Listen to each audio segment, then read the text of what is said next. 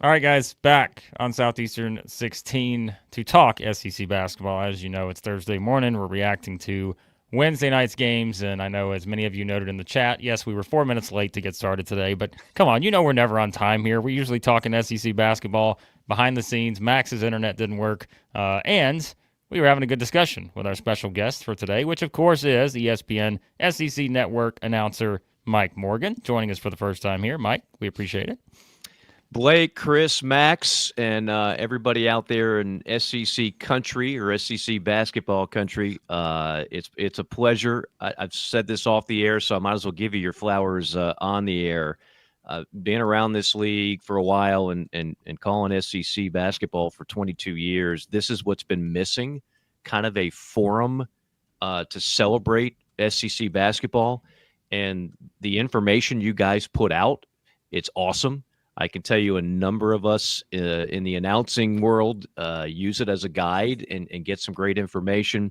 So kudos to you guys, because there's a million forums like this, as we all know, for SEC football, right? I mean, there's everybody with a microphone and a laptop has invaded that space and is an SEC football expert, but there's very few people that have given this league the attention it deserves in college hoops and the passion that you guys bring to the table. So love it, and appreciate all the fans that also support your show. Well, we appreciate that, Mike, and yeah, Max. The fans are weighing in. They're excited to have to have Mike here. So we love that. So Matt's in here saying, "Just make us look bad." Oh no! Well, listen. That's why they pay me. It's certainly not for my looks. I try to wear a nice suit to overcome everything else, and I apologize for my appearance. Last night was a late night calling that game here in South Carolina. That's why I've got a rooster in the back. I'm still at the hotel. This is not actually my room, and the maid service clearly hasn't come. But no, that is the one thing, the one tool I was given was the voice, and it was I guess meant to do this if nothing else. So I appreciate that. And again, lately I've been a little bit raspy because I'm on in Vegas terms, I'm on a heater in terms of calling great games. You are. Yes. It all started in Norman, Oklahoma. We had Oklahoma, Texas A&M. In that game, you had two players just go off at the same times, right? To me, there's nothing more exciting in basketball. It's one of the most exciting things in sports when a shooter just is in the zone, and we had two of them, one on each side. And so we had that, and then we had the fantastic finish. So we had that. Then we had another down-to-the-wire game with Vanderbilt, who's been a great story at Mizzou.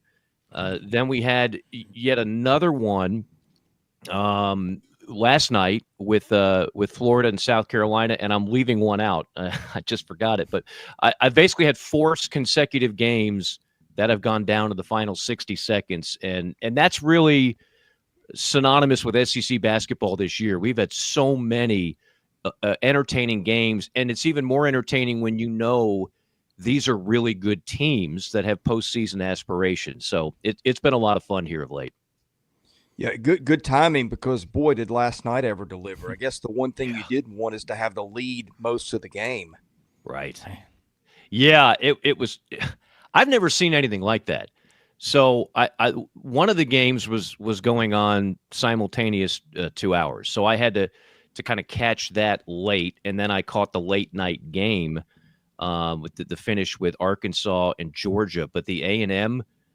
Texas A&M, they just find a way. They're like an SEC football team too, where when you played Alabama with Nick Saban, they beat you up so much you didn't want to play the following week because you knew that you weren't going to be the same. There's going to be a lot of bruises and sore knees and muscles everywhere.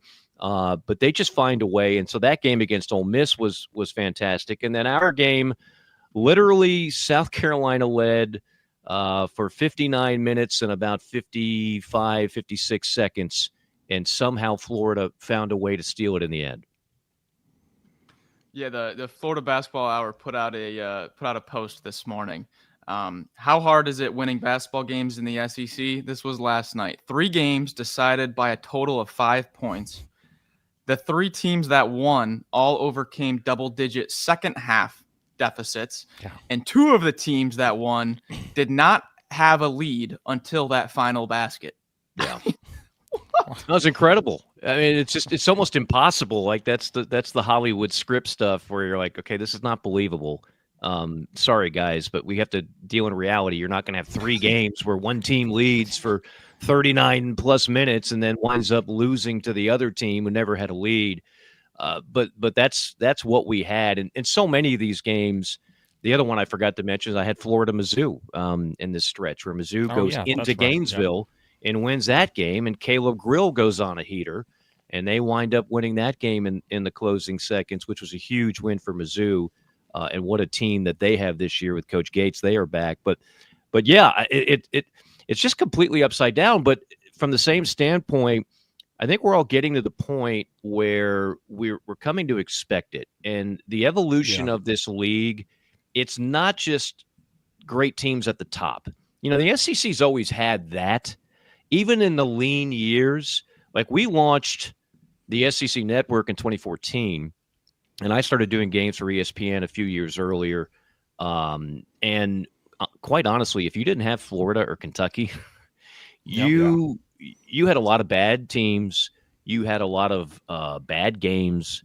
And in some cases, you had a lot of blowouts, you know, because if you're a mediocre team, you typically don't do much damage on the road anyway.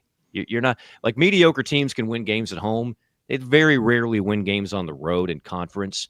And so the outcomes were somewhat predictable. The game action was not great. And then I know you guys have talked about this on the show, and so many people have said it. So let's start with the obvious. Greg Sankey deserves immense credit for saying, hey, we don't need to accept mediocrity in this league in college basketball. I want more trophies in this case. We're dominating every other sport. Why not? Why aren't we dominating men's basketball? So that commitment level started in Birmingham. It trickled down to the athletic directors, the coaches. But I got to say this too, like, let's give the fans some credit. Every night I go to an arena where the student section is fantastic, where people are filling up the seats, where the environments, you know, it used to be where, okay, if it wasn't Rupp Arena or Gainesville with the Rowdy Reptiles, nobody talked about the environment at an Auburn or an Alabama. Nobody talked about I mean, I remember going to games in Knoxville when it was 24,000 seats. They were orange. It felt like an airport hangar. And it was 2/3 empty half the time. And so it was kind of depressing. And then Bruce goes in there. They start winning. They paint the seats black. They realize you don't need 24,000 seats. That goes back to Kentucky and who can have 2 more seats than the other. And they make it one of the best home court advantages in college basketball. And that's what we have all over the place. Like the SEC now doesn't take a back seat in anything. You want to talk about recruiting? 25 of the top 100 recruits, that's the most. You want to talk about first-round draft picks? Take a look at the last 3 years. The SEC leads there. You want to talk about NCAA bids? 8 last year, going to get at least 10 this year, potentially set an all-time record with 12. And I would add to that, and this doesn't get talked about enough, and I hope TV does it justice. We certainly try to bring it to the viewers out there. The SEC, 1 through 16, I will take the environments of these arenas over anybody. And I've done plenty of games in the ACC and the Big 12, and I'm not knocking those leagues or those venues. But you from Fayetteville to Lexington to Gainesville, who wants to play a game at Auburn right now? No one. That is a really intimidating arena. And again, that goes back to Bruce Pharrel, who, for my money, is absolutely a Hall of Fame coach and one of the best to do it. But I mean, pick your venue. You know, Missouri, they'll get 15,000. You know, they do a terrific job, and they actually love the game of basketball. They don't just jump on the bandwagon. So I just think that's the other part of this league now that people are opening their eyes to, like, wow, they're passionate, not just about football, not just about baseball, which we all love, but also about the sport of college basketball. Well, Mike, just go ahead, Blake. I'm sorry. No, that's fine. Go ahead, Chris. Finish up where you want to finish up there. Well, I was going to say, you just kind of touched on an argument that I was going to make, and we saw it in football this year, too. Nobody ever argues league strength from the bottom, and plenty of attention has been paid to the top. But South Carolina is sitting here. Yeah. I mean, with the break in every game, could have beaten Auburn, Florida, and Vanderbilt. Yep. Just bang, bang, bang. Like, what other league in the country has that? None. I mean, in another league, that same South Carolina team would already have 2 or 3 conference wins, quite honestly. And they're playing short 2 guys, and they clearly last night, if you watch the game, if you don't have a point guard in this league that values the basketball and can control the game in that spot, you're in real trouble, and that's what turned the tides for Florida in that game. But yeah, I mean, the so-called bottom of this league is still pretty damn good, right? Like, I mean, Oklahoma's had games they easily could have won. They didn't. Texas has had a couple. Arkansas finally breaks through last night, but they've had a couple others where they were certainly in contention. And you bring up a great point, Chris, and that is too often we just judge leagues top down, and we only talk about the same teams.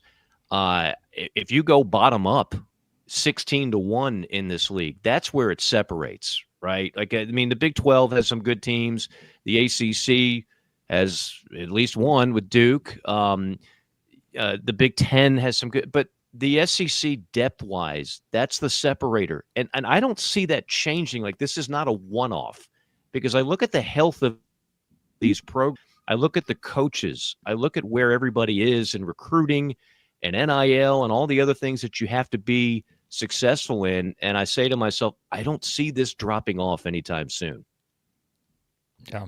And I think that's the thing is, we talk about it. We're like, this is the season we've all been waiting for, is one like this. But I'm also sort of the thought that, well, there's probably going to be more of these kind of seasons as we go forward, just because of kind of everything that's been put into it. And I mean, and we can kind of segue this too into a game last night. I mean, Arkansas, right? They're the, I mean, I don't even know. Sometimes, guys, we have a hard time even describing, like, how is Arkansas sitting here at 1-5 in the league? But I think it kind of goes back to the discussion we've had about the overall strength of it, in that it's like one player this year. And someone the other day in one of our shows said this, guys. I think it was before we knew of the Boogie Flan injury. They were like, this is a season where if you just get one guy who gets injured or something, like, that gap between your team and everybody else can get pretty wide.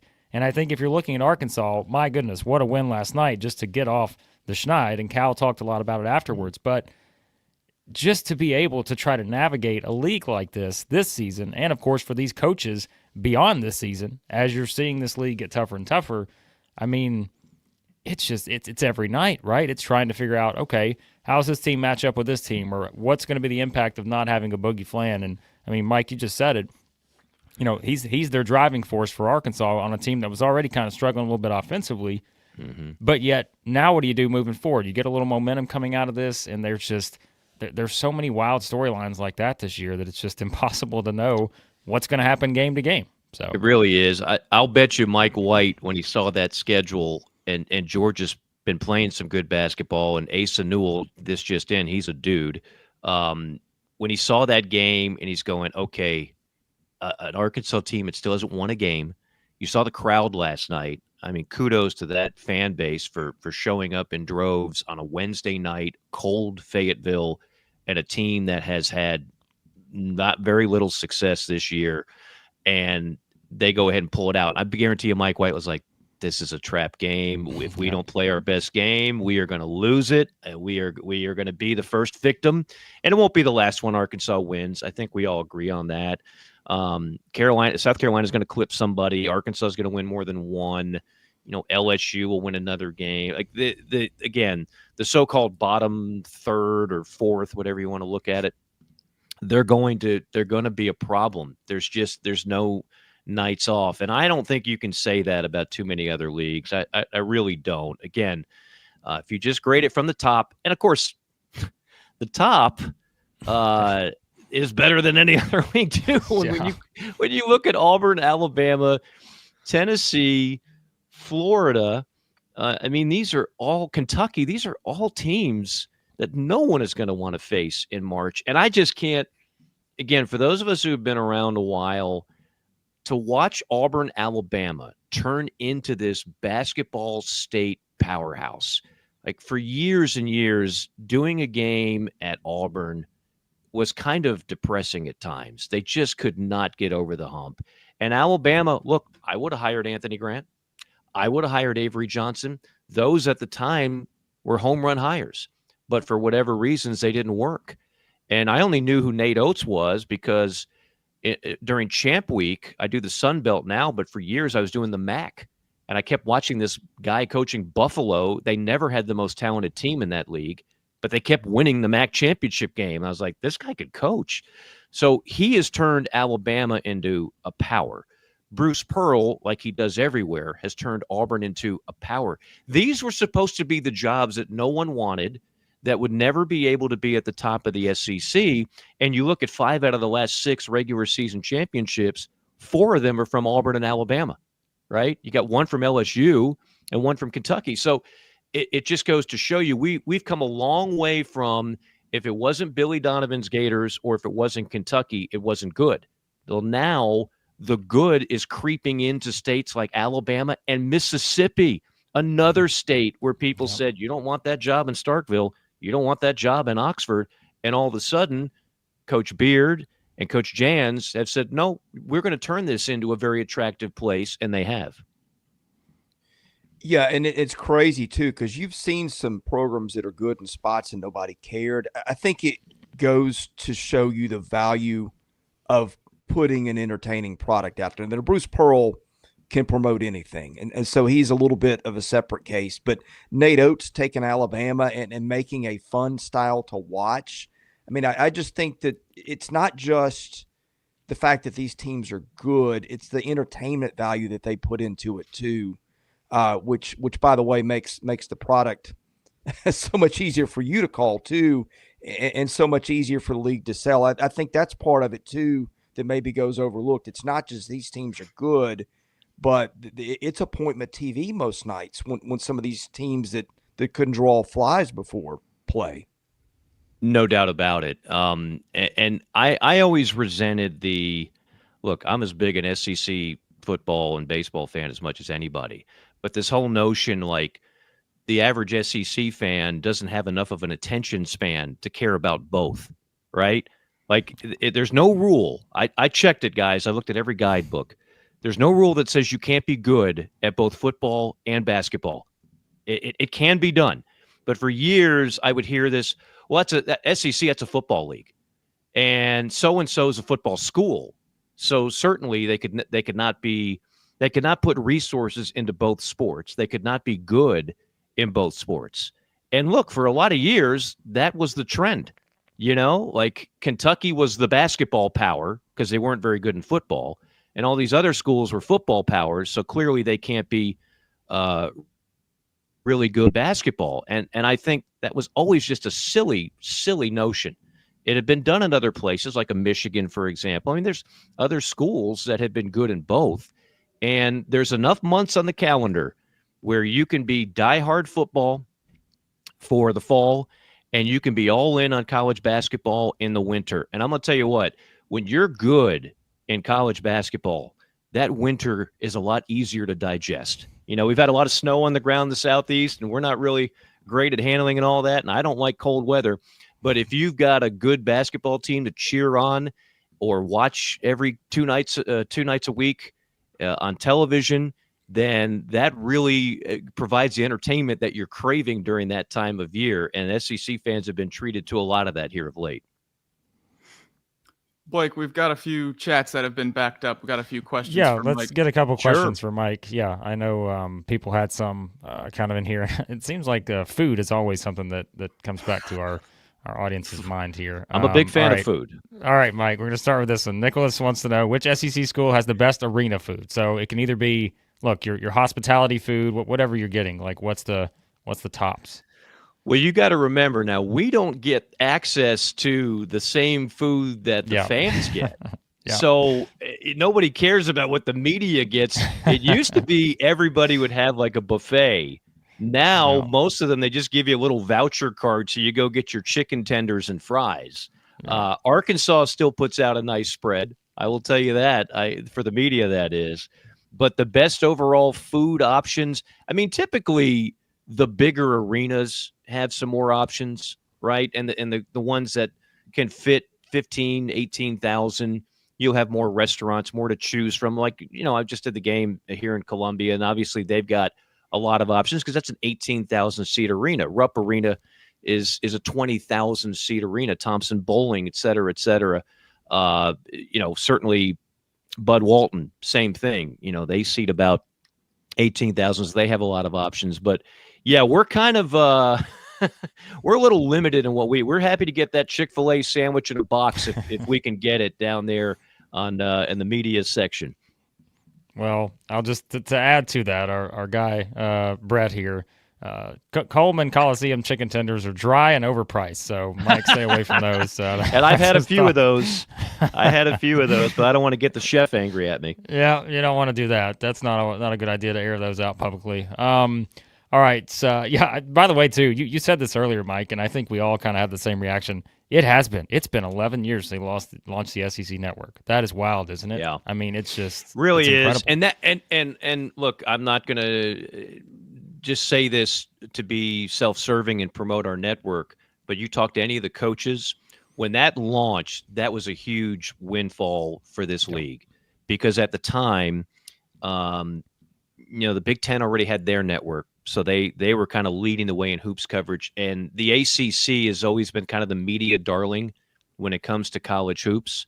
So they had a lot of their games spread throughout the ESPN networks. They didn't even need an ACC network because they were all over the place. And here we were, the little old SEC, the little engine that could, and you'd get Kentucky and Florida doing ESPN, ESPN2, ESPNU games all the time. But the other teams were really struggling to get good exposure.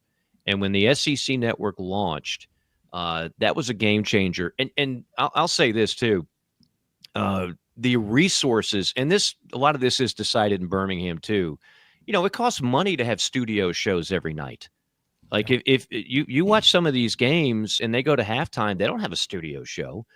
Every Tuesday, Wednesday, Saturday, in addition to our coverage and calling the games, we go back to studio, and it's a Peter Burns, it's an Alyssa Lang, it's Pat Bradley, it's Ron Slay. Like, that's resources that are gobbled up to do that, to give folks out there the very best coverage, and to have people in a studio at 11:30 at night, midnight, breaking down all the games. And I would say, what I love too, for the most part, we've got a lot of true SEC people behind the microphone. We're not just having people parachute in that don't know anything about the league, don't know the history, don't know the coaches, don't have perspective. And SEC fans can tell that. They know when they're watching a game and they're listening to the announcers, like, this guy doesn't know what the hell he's talking about. I think they've tried to make sure you've got people that truly understand the culture of the SEC and SEC basketball and have some background and knowledge in it. That goes a long way as well. So again, not to pat my own employer on the back, but I think the SEC network has been a game changer for SEC basketball in particular. All right, this may be a tough one to answer, but Hunter wants to know favorite arena to call in, or what's the, however you want to phrase that, I guess, with your choice. I mean, look, Rupp is always going to be special to me. And full disclosure, my wife is from Kentucky, not too far. You just won a lot of points on this channel. I know. Mike. We got a lot of Kentucky fans, so there you go. Well, look, I've never been a quote-unquote Kentucky fan, but I've always respected the brand. I remember the first time I went to Rupp Arena, I was a radio announcer in 2004. And I was like, man, these fans just get it. And then I've been to Lexington 100 times to call basketball games, and just it's woven into the culture, the history, the love of the game. They talk about it religiously. That's all part of it. Like, anybody can build a shiny arena, but the fans make it. And so Rupp is always going to be special to me from that standpoint. Fayetteville is very cool. They love the game there. They do a great job at Bud Walton. It's one of the loudest arenas you will go to. I'm not sure if there's a louder one than Bud. And then now there's these dark horse candidates. Auburn has become one of the best home court advantages in college basketball. It just is. It's not big. It's not the biggest. It's not the fanciest. But the students make the environment. If your student section is not near the court and is not a factor, then I don't think you have a great home court environment. But Auburn, they're right behind you. Just like at Florida, they're right behind you. Even last night, South Carolina, we had 5,000 of them kind of spread out. But that makes a difference to me. So Kentucky's always going to be number one in that question because of the reasons I stated. But places like Arkansas, places like Auburn, I mentioned Missouri is a dark horse in that respect. They truly love the game of basketball. They show up. It's always cold. Snow it seems like it's on the ground every time I go there. But they go and they come and they cheer on Mizzou. A&M gets loud now. There's so many of them right now. And Thompson Bowling Arena is obviously a special one as well. Don't want to forget Tennessee. I thought the smartest thing they did, they took away some of those seats. They added suites, and they made it just a more comfortable and cozy arena as opposed to just being big. All right. We'll get Mike out of here on a couple more. We're going to let you guys you got some great questions here, so we'll send them Mike's way. Okay. Brian asks, I guess at this point in the season, Mike, it may be hard to kind of define a dark horse, as we talked about just the overall strength of the league. But I don't know, maybe from those teams like, let's say, a Vanderbilt, a Texas, Oklahoma, maybe teams like that in that range. Is there one that sort of stands out to you, maybe making that push as a dark horse? Well, I think Vanderbilt's been the most pleasant surprise. And again, I mentioned I call the Sun Belt Championship every year, so I was already familiar with their coach when they made that hire from JMU. Byington he can flat out coach. They have no business from a roster standpoint being as good as they are. And I say that with all due respect because this league is full of just unbelievable talent and first round draft picks and 24-year-old portal guys who have been good in other spots. He had to just kind of string it all together last second. He pulls off an upset in the NCAA tournament in the first round. He gets there. His main big man is out for the year with an injury. Now he's got to go on the phone and find any bigs he can get. He gets the McLaughlin kid who's always playing against bigger guys and banging against bigger guys and just makes plays. He was so good in that win over Tennessee, the upset there. What worries me about Vanderbilt, look at their next 5 games. Yep. It's brutal. It's a gauntlet. And I know everybody's got a gauntlet, but there's some 5-game stretches that are definitely more difficult than others. So that is one. Had Georgia held on last night, they would have been certainly part of the answer to that question, because I think Georgia's been a great surprise, and I think they can sneak into the tournament, which I think would be a great story for Coach White and what they've been doing in Athens to build that program back up. I think, quite frankly, Georgia's been an underachiever in college basketball. I live in Atlanta, and Georgia and Georgia Tech both. It's like everybody asks, how is it all these great players come out of Atlanta and Georgia Tech are not better? Well, the answer is most of those players leave. They go other places. So they've got to keep them in-house and then and do more with there. Mississippi State, I know they still have a number next to their name, so maybe they're not a dark horse. But, man, I just think Chris Jans, I cannot say enough about that guy. Flat-out coach. I don't know if they had business being an NCAA tournament team on paper the last 2 years, but he goes there and gets it done. And I'd be shocked if they're not an NCAA tournament team this year, and nobody wants to play him. One of my favorite players in this league is Cameron Matthews. I call him the Swiss Army knife. Oh, boy. He can Music dominate. To Max's heart, Mike. Max, you have no idea. Are you with me? He can score 4 points and dominate a game. Who else in college basketball can do that? So I think they're a dark horse team that nobody wants to play, particularly when we get to March. Max, I did hear Mike use the bully ball phrase last night, just for the reference. So I did hear that last night. Yeah, I knew you were listening. So Cam Matthews is we try to be impartial, but Cam Matthews is far and away. There you go. Yeah, I absolutely love the guy. Your team Matthews all the way. Yep. Team Swiss Army knife. No, he's a coach's dream. And when I do a game with Mississippi State, and this is no disrespect to Josh Hubbard, who I know he's been in the slump, but he's still an outstanding scorer. The number one guy that they're concerned about beating them when they play Mississippi State is Cameron Matthews. That's the guy. That is the guy that they're like, he is just a headache. Yeah. Mike, we do our awards every Go season. ahead. Just real quickly, we do our awards every season, and Max puts together his first team all bully ball team. So you and him might have to collaborate on that this season for the 2025. Got to put Condon on there from Florida too. There's another. Yep. Yeah. He's an Australian football guy. He's not afraid to mix it up down low, and he's only going to get bigger and stronger. I've had some scouts actually say they're looking at him right now. NBA scouts, that is. Yeah. I believe it. Nice. I believe it. There's a question that came to mind based on some things you just said, because what is going to happen is somebody, it could be a Georgia, it could be a Vanderbilt, it could be an Oklahoma, Texas.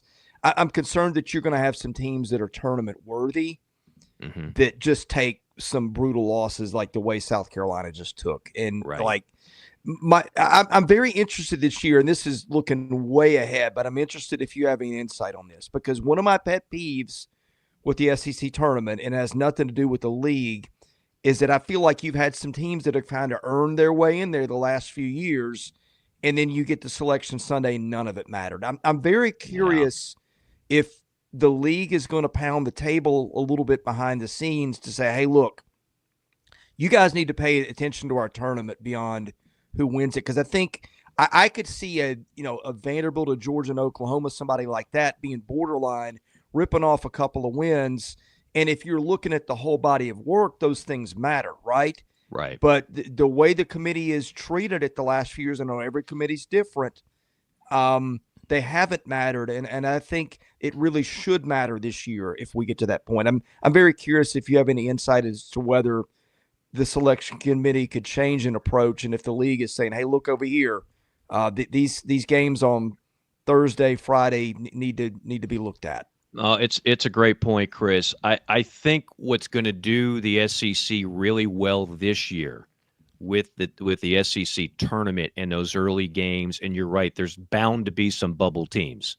There's going to be 9 or 10 probably that are a virtual lock, and then there's going to be another 3 or 4 that either have to play their way in or can play their way in based on the SEC tournament. So it's going to be most relevant to them. I mean, a lot of these teams are already going to be in great shape come Nashville. You're still playing for seeding, and obviously winning the SEC tournament is a great honor. I've always thought, quite honestly, the team that wins the SEC regular season through an 18-game grind, that to me is a more impressive accomplishment than getting hot for a week in a tournament, in a conference tournament. But that's just me. Here's what I'll say. What is unmistakable, and I know it feels like it happened 6 months ago. The SEC went into November, December. They go 14-2 against the ACC in that challenge. They have 21 ranked victories in November, December non-conference. That's never been done before. And we're not even including March yet. So they've already set the record, and we know they're going to win some games in March. So you can't ignore those metrics. And the committee always says a victory in November counts the same as a victory in late February, early March. If that's the case, then when you look at those resumes, you're not going to be able to ignore the net ranking, the strength of schedule ranking, the quality win ranking, all these things we're told that are important. You simply cannot overlook that. This is where I think basketball typically gets it right more than football. Football just seems very arbitrary right now, and they've got to fine-tune that committee for sure. But in basketball, the numbers are there, and I really think that what the SEC did, the hay is in the barn, what they did in November, December in the non-con is going to become relevant again when we're talking about which team gets their ticket punched in March. All right, guys, we'll get Mike out of here on this. I know he has another show to do, but Mike, Florida, Georgia on Saturday, right?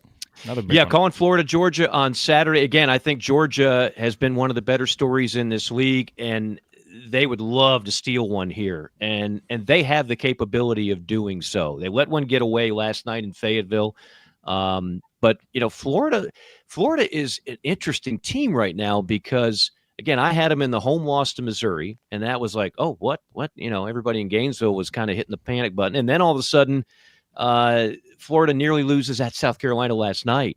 So I love the roster of Florida, but every now and then you're like, wait a minute, I thought this was a potential Final Four team. Have they really fixed the defense to the point that you need to fix the defense? Are they consistent enough on offense? We love those three guards, but they need to be more dominating if they're going to make a late run in March. So they'll be fired up. It's going to be a sellout crowd in Gainesville, and I'm looking forward to seeing Asa Newell bang against Condon and Hauk and Chinyelu. Like, that is the game within the game for me. I love guard play as much as the next guy, but every now and then, to use your term, Max, I love a little bully ball, and I love seeing the bigs bang down low. There you go. Mike, we appreciate the conversation. Just quickly, Mother Carol is a super fan here. She wants to talk about the monitor reviews. We may not have time to cover all that, right? Look, you see the response. Just the facial expressions tell the story.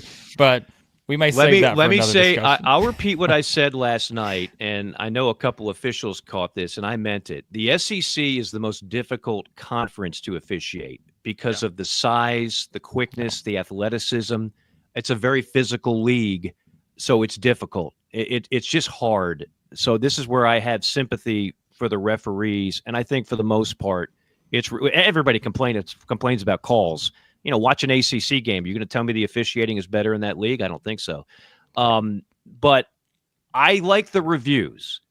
What I would suggest, just me talking, just me spitballing, rather like the Florida-Missouri game, we had 8 reviews, most of them in the second half. 8. I don't know if anybody really wants that. We want to get it right, but is every review necessary? Is every call that consequential? I wonder if we might go to a challenge system. I wonder if one day we might say, okay, here's what you got. So many challenges, so many timeouts at stake. Smarter people than me can come up with a system like that. But I wonder if we might look at that because it bogs the game down.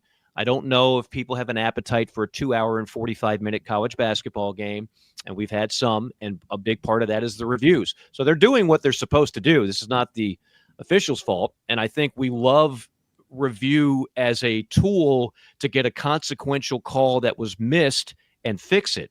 I don't know if we need that many, and I just wonder if there might be some fine-tuning and tweaking down the road. Yep. Mike, again, we appreciate you joining us. Great to connect with you. Yeah, we appreciate the kind words earlier. Anytime, as well. guys. Listen, we just, we love doing this. And look, hey, you love your baseball and football too, and we might get you on to talk some of that at some point in the future as well. So absolutely. And again, Blake, Chris, Max, I know I speak for a lot of SEC fans. They love what you've been doing because this has not been something that has been in this space. As I mentioned, there's a million football shows like this, but there needed to be something that gives great content for the SEC basketball fan. You guys have nailed it. So keep up the great work, and look forward to talking to you down the road. Thanks, Mike. Appreciate it. Thank you, Mike. You got it, guys. All right, there you go, guys. Mike Morgan. Great to have Mike join us. Yeah, that was a fun discussion because, again, I think it's always interesting to have someone's insight who is calling these games, and there's all, he's able to have those conversations with coaches, a day or two before the game and get kind of that extra sort of insight, and you hear it on the broadcast and those kind of things. I just think that's always, it's a fascinating discussion because too, and I mean, look, he's pointed out, but you can call it 22 years he's been doing this. Yeah. And so he's seen the ups, the downs, which there were a lot of downs in SEC basketball for a while there, right? And I think it's always great to get that kind of perspective now that we see where things are now. And man, I mean, it's pretty awesome. So yeah, that was a lot of fun. And he's got to be absolutely loving his life right now with all these high scoring, close contested games. as a play-by-play guy, a blowout is just really hard to call. You really got to work then. You got to fill space, you got to fill time, you got to keep the viewers engaged. A blowout just does the job for you. Or, I mean, not a blowout. A closely contested game does the job for you. And I don't know what's going on. And apparently somebody's coming after Max.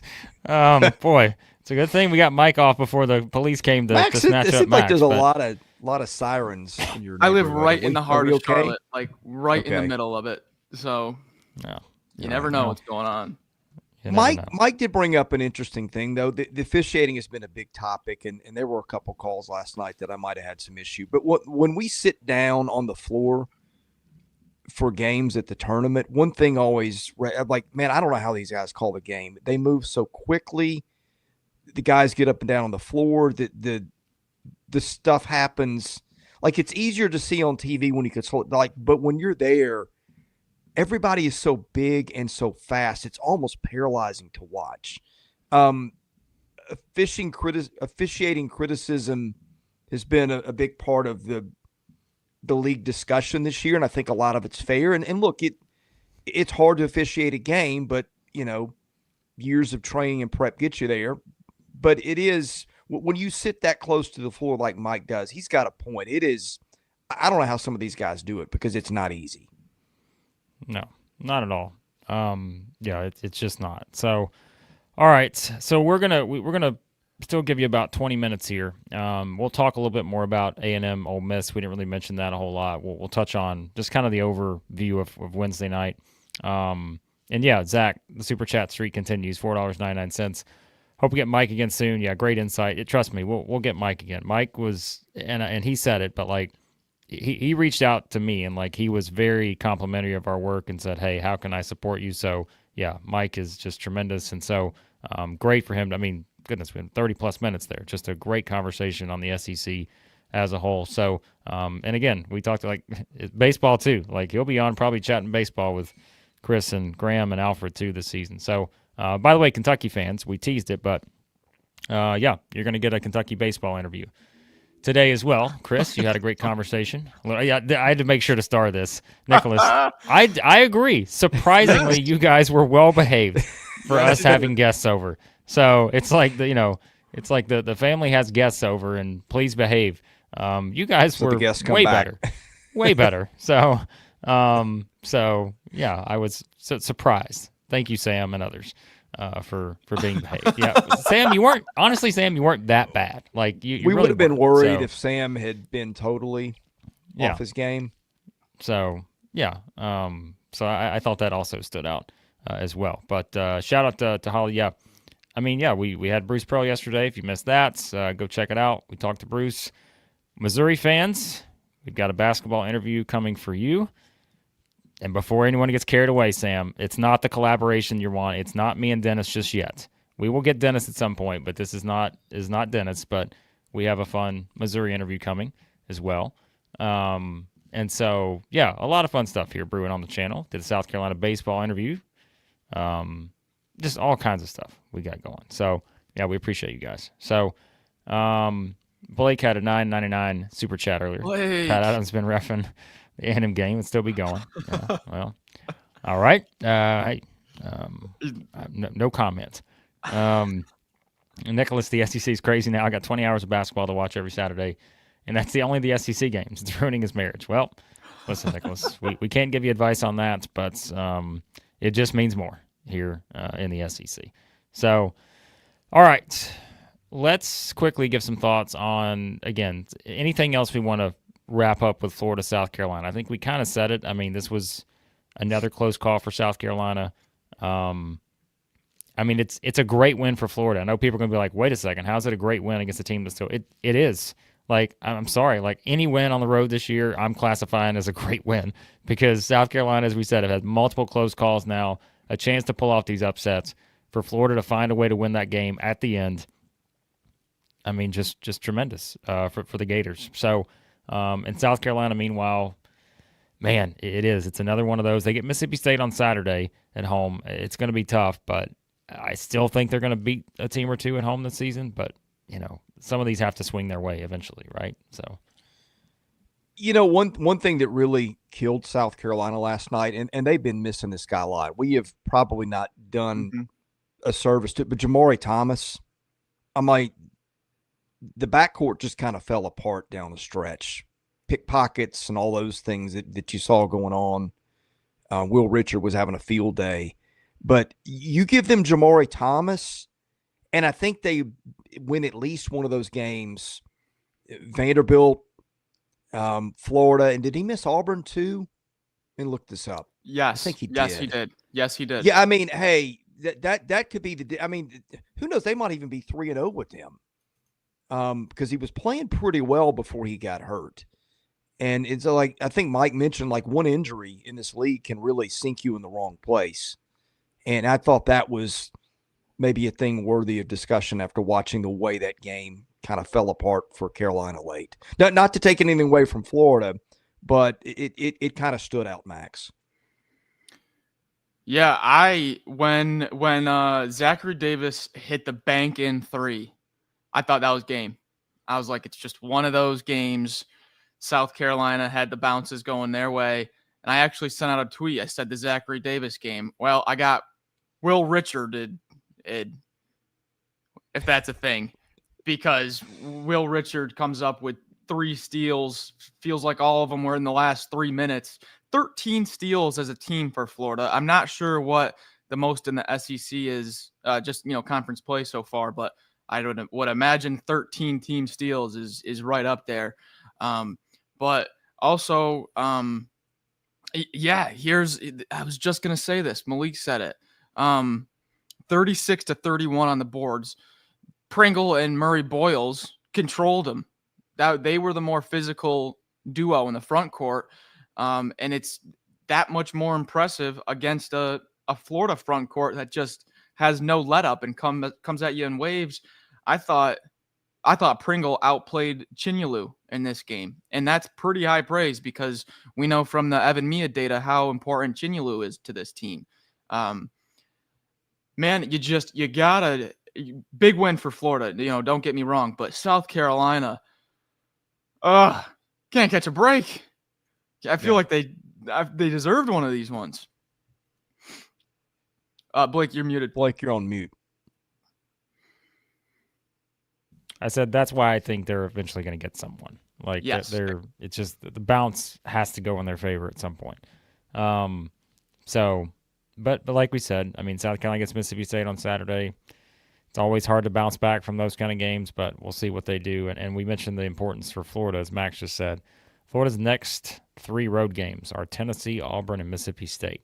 They got home games against Georgia and Vanderbilt in there, but those are 3 tough road games. So if we're talking about it within the context of winning the SEC, being the SEC title race, those kind of things like that's important. So, all right, let's move on. Oh, and just real quick, I think Jamari Thomas is back next week. Broadcast said that. Good. So, yeah. All right. Sorry about that. A&M beats Ole Miss in a game that A&M just had no business winning, but they won. 63-62. So that was the noted Southeastern 16 kiss of death, right? We all picked Ole Miss, did we not? Yeah. Mm-hmm. All right. So there you go. There's your victim for this slate. I don't even know what to say because I still cannot figure out how A&M won the game. But they did, and they turned the ball over. How many times do you see that? A team turns the ball over 20 times. A team that is known for its free throw shooting got to the free throw line 9 times and still won on the road against a top 20 team because of Max's guy, the launch, the Manny Obaseki launch decides this one in Oxford.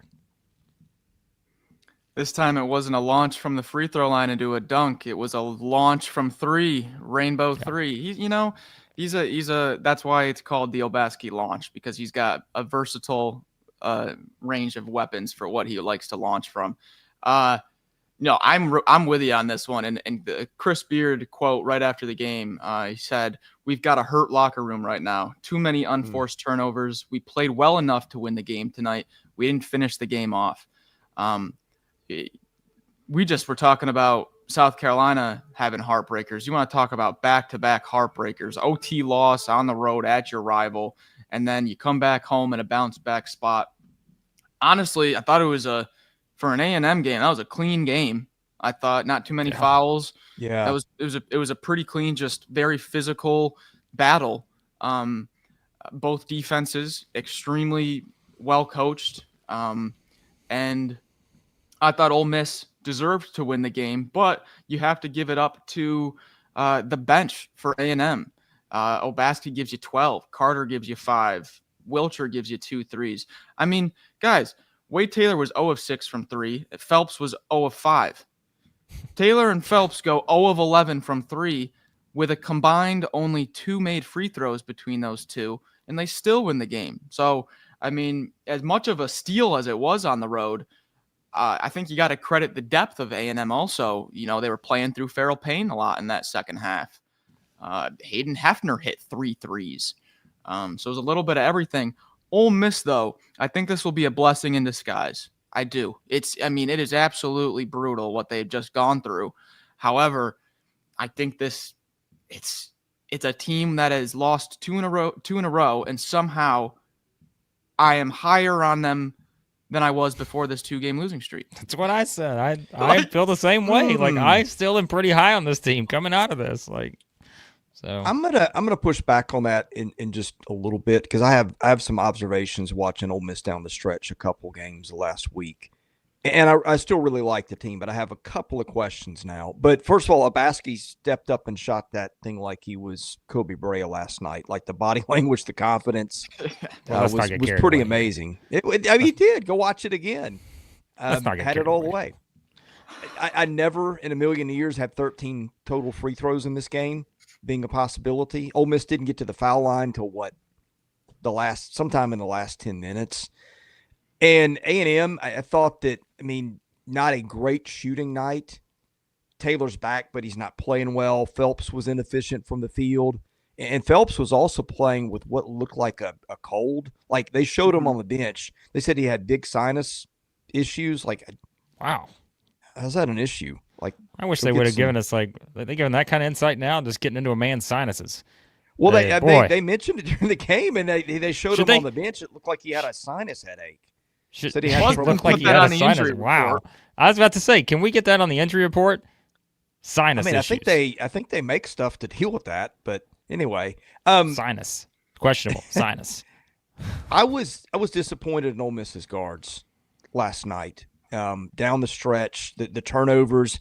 I thought, and some of it's got to be credited to Mississippi State, but I didn't feel like they always got great. No, I'm going back a game. I said I had some concerns that went like I didn't feel like they always handled that late game. I may be misremembering, but I've been big on their guards. They're experienced. They played a ton of minutes. They're deep, but last night it just didn't. And credit A&M, they can do that. They're an old team, but I was a little disappointed in the way Ole Miss's guards failed to close out the game, because they had an 8-point lead with 9 minutes, not even 8 or 9 minutes left. It was under that in what was a kind of a lower possession game. Yeah, I don't disagree with you. I think they certainly could have played better, but I still try to put they're better than that. But it just didn't show last night. Yeah, but like I don't think I'm hitting the concern level, just because I still look at this as a whole, and I'm like, they've lost by 4 combined points in their last 2 games to 2 top 15 teams, and 1 is in overtime on the road. And so, I think those are both 50-50 type games, and they just happen to lose both of them, right? So I don't. We said, like, we think these teams are all grouped together. Mississippi State, Texas A&M, Ole Miss. Sure, if you rank them right now, you're going to have Mississippi State and A&M ahead of Ole Miss because they beat them. But I still don't think there's much separation. No. Well, we've had the same issues with Mississippi State and Tech. Yeah, they just beat Alabama on the road, and we've had the same issues with Mississippi State.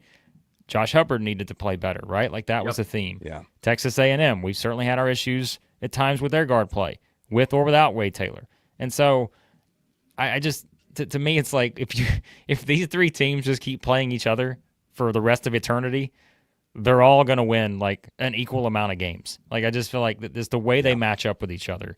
It seems like, and again, Ole Miss just happened to be 0-2 in these. Now, if they go in on Saturday and they don't play well guard wise against Missouri and lose that game, then I think you can be like, all right, this has become kind of like a trend. But I don't know if I want to go there just yet because I am trying to remember the fact that in an 8-day stretch, they won at Alabama by 10, one of the best wins of any team in the country this season. Yep. Lost at Mississippi State by 3 in overtime in a game where, quite honestly, you never thought they'd even get it to overtime, and they did. And then they lose at the buzzer, basically, to Texas A&M at home. So I'm kind of like with Max here, and I know I said it the other day after that Mississippi State game, but I actually still feel pretty good about Ole Miss coming out of this, even though I agree with Chris. Like, you're going to have to be more consistent in that area if you're going to, stay in that upper echelon in the SEC, just given the schedule they have. So, yeah, my Elite Eight is quickly getting filled up because both of these teams are already sharpied in. Quick little fun fact on this game. Okay, 19 total players got in. 10 for A&M played 10 guys. Ole Miss played 9 guys. Only 4 of the 19 were not seniors. 15 of the 19 players who played in this game were either a senior or a fifth year. Yeah. That's pretty wild. The other thing I was looking forward to in the A&M schedule, when you look at their next 7 games, Texas, Oklahoma, South Carolina, Mizzou, Georgia, Arkansas, Mississippi State. Now, a few of those are on the road, obviously, and they'll be tough matchups, but you don't get Auburn, Alabama, Florida, Tennessee, Kentucky, all those top teams until late February. A&M is going to be playing, in terms of teams in our power rankings, middle of the pack or lower teams. Some of those will be on the road, and I bet I'm not saying they're going to win all of them, but when we talk about a schedule like Vandy's and compare it to A&M's got a pretty light road here the next 2-ish, 3-ish weeks. All right. Let's move on quickly to Arkansas and Georgia. We did mention a little earlier just about kind of the wild effect now of Arkansas getting this win and just how, it wasn't pretty, and it was the same thing, right? I mean, it's another team who trailed the whole game, found a way to win. I venture to say I may be back in on the Hogs. All right. All it takes is one, right? All it takes is one to get going in the right direction. No, I'm not fully back in yet. But I listen, I will say, I saw something different from them in that final stretch than I've seen from them in a month, maybe. Like, they look like a team on a mission to not lose that game, knowing what was at stake. Like, that's what I wanted to see. Like, I said that before the Missouri game, right? I'm like, I just want to see them come out and basically realize, like, it's survive. You have to somehow find a way, put everything you got, and then Missouri game, they get down 18-2 to start the game, and the body language just changes when that happens. But like in this one, they get down double digits, and all of a sudden I see a team that realizes what's at stake, right? It took a while. It took 5 games, 0-5 to get there maybe, but I still think they're going to have a tough time offensively getting where they need to go to win a lot of games in the SEC this year. I still don't think they're a tournament team right now by any means, but you never know what something like that can do for a team, just to kind of finally get that win, exhale a little bit, and just find some confidence. So we'll see.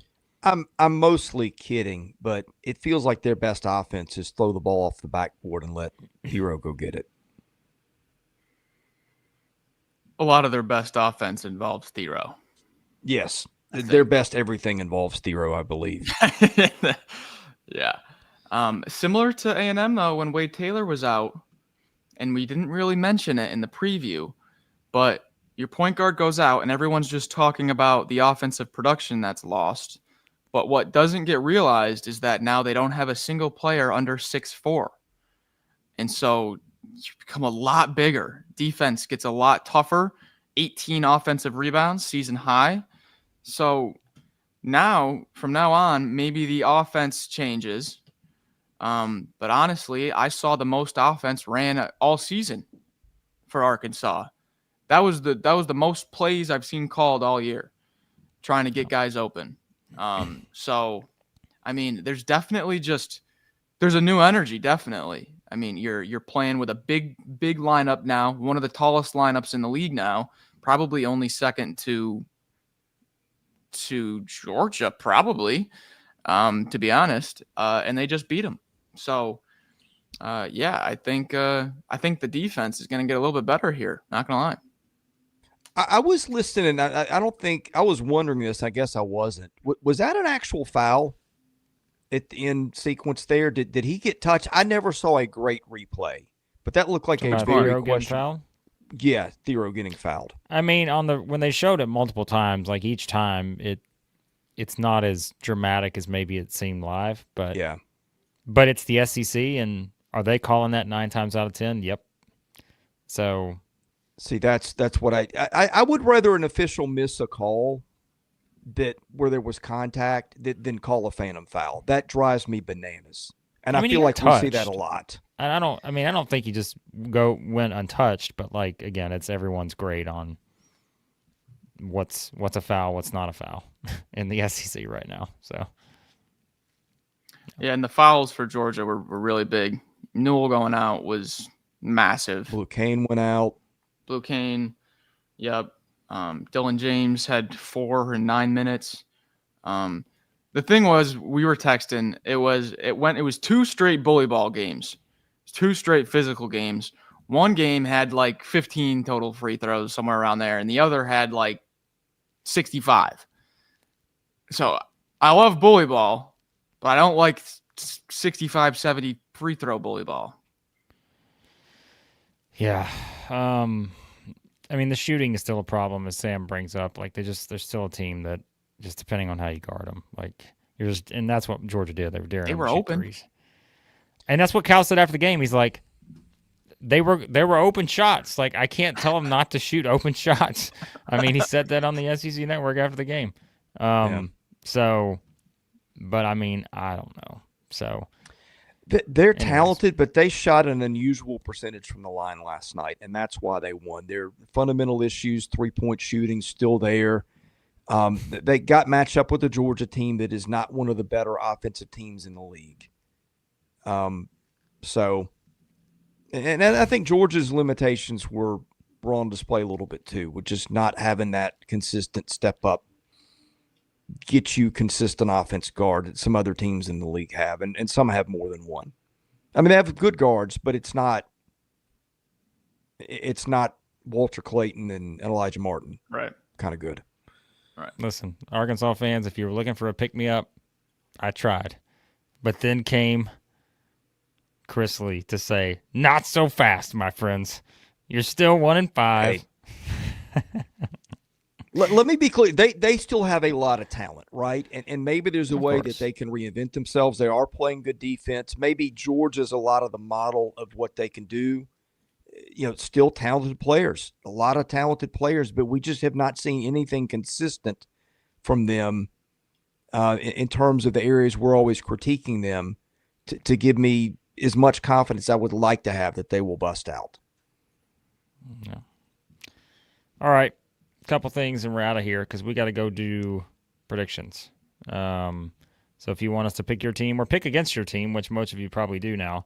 Speaking of which, Max, can we get a quick update on the picks? Because I know you were in the lead. However, yes, I'm back within one game, baby. I'm back with the Hogs. Chris is 31-11. Uh-huh. Blake is Chris is 31-12. Sorry. That sounds better. Blake is 32-11. Oh yeah. And then way out front, Max is 33-10. Oh, okay. All right. So now we've got an actual 1, 2, 3. No ties. None of this funny business. All right. So that means our predictions on Saturday. What is the plan? Do I decide just to go with one of you and just try to stay on track with Max, or do I try to go opposite? We'll find out. Just so people can understand, we put the kiss of death on every pick we did And the culprits of that this midweek was Missouri on the road. We kiss of death them, and then we kiss of death Ole Miss at home.